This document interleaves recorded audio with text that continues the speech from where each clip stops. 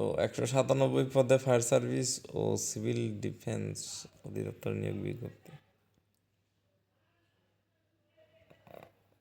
তো এটার আবেদন শুরু হবে 10 এপ্রিল 2026 এবং এটার আবেদন শেষ হবে 9 মে 2026। তো এখানে দেখি কি কি পদে দিছে। সার্টিফিকেট কাম কম্পিউটার অপারেটর একটি পদে,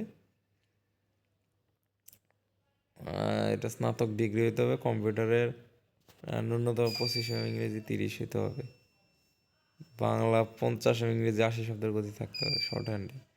ধর্মীয় শিক্ষক একটি, এটা ফাজিল পাস হতে হবে। ইঞ্জিন ড্রাইভার মেশিন একটি, এটা সংশ্লিষ্ট কাজে সনদধারী হতে হবে। আর ড্রাইভার 13টি ড্রাইভিং লাইসেন্স থাকতে হবে। উচ্চতা 5 ফুট 4 ইঞ্চি হতে হবে।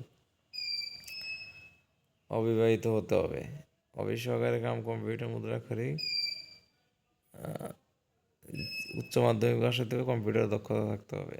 আর ফায়ার ফাইটারে হবে 165টি শূন্য হতো। ফায়ার ফাইটারে এখানে পদ বেশি, তো এখানে আবার কিছু রেস্ট্রিকশন রয়েছে। 5 ফুট 6 ইঞ্চি উচ্চতা হতে হবে।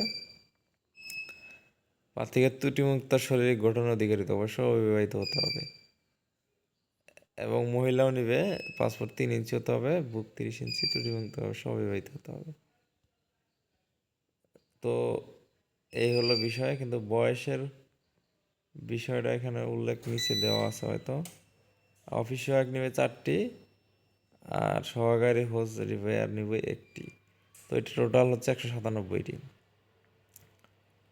তো এখানে আপনার এই যে বয়স সীমা দেওয়া আছে উপরে, সিভিল পদের 18 থেকে 32 এবং 6-7 পদে হলে হবে আপনাকে 18 থেকে 20 বছর। এবং ফায়ার ফাইটার পদে 20 বছরের মধ্যে হতে হবে।